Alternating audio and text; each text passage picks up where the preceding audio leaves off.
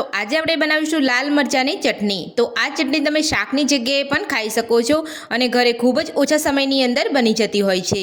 તો ચાલો આપણે લાલ મરચાંની ચટણી બનાવવાનું શરૂ કરીએ। લાલ મરચાંની ચટણી બનાવવા માટે મેં 250 લાલ મરચાં લીધા છે, તમે જોઈ શકો છો। તો જ્યારે પણ તમે ચટણી બનાવો ત્યારે આ રીતના તમારે કડક મરચાં આવતા હોય તે રીતે તમારે અહીંયા ફ્રેશ મરચાં લેવાના છે અને તમારે અહીંયા મરચાં કડક હોવા જરૂરી છે। જો તમે વધારે લાંબો સમય માટે સ્ટોર કરવા માંગતા હોય તો લાલ મરચાંને મેં અહીંયા 2 થી 3 પાણીએ સરસ ધોઈ અને અહીંયા કપડાથી કોરા કરી લીધા છે। તો હવે આપણે સૌથી પહેલા ચટણી બનાવવા માટે લાલ મરચાંને કટ કરી લઈશું। તો આ રીતે તમારે અહીંયા નાના નાના પીસની અંદર મરચાંને કટ કરી લેવાના છે।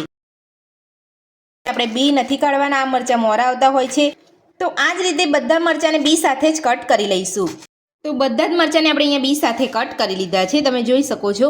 બધા જ મરચાંને કટ કર્યા પછી આપણે એક મિક્સર જારની અંદર લઈ લીધા છે। તો હવે આપણે તેની અંદર 1 ચમચી જીરું ઉમેરીશું, સાથે જ આપણે સ્વાદ પ્રમાણે મીઠું ઉમેરીશું। 5 થી 6 લસણની કળી ઉમેરીશું।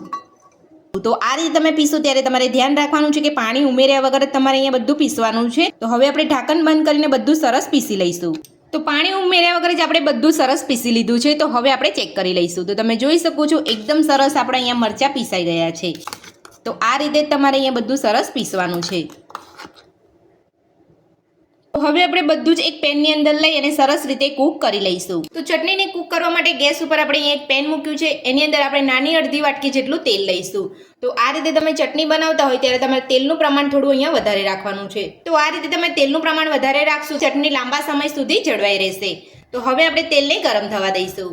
તો તેલ આપણું ગરમ થઈ ગયું છે। તો હવે આપણે 2 ચપટી જેટલી હિંગ ઉમેરીશું।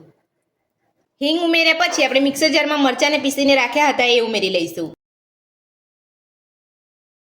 તો પીસેલા મરચાં ઉમેર્યા પછી આપણે બધું તેલની સાથે સરસ મિક્સ કરી લઈશું અને મરચાંની ચટણીને આપણે સરસ અહીંયા કૂક થવા દઈશું।